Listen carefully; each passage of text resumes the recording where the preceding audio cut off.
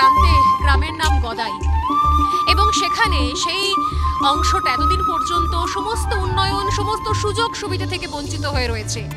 এগুলো খবরের শিরোনামে আসে না। এখানে বড় করে মঞ্চ বেঁধে কোনো বড় নেতামন্ত্রীর সভাও হয় না।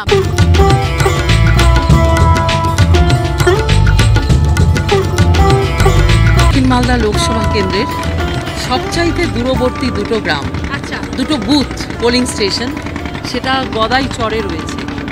এই গদাইচরে আমরা সচরাচর যেতে পারি না। নির্বাচন আছে, সকলের কাছে ভোট ভিক্ষা করছি, ওদেরকে বাদ দিতে পারি না।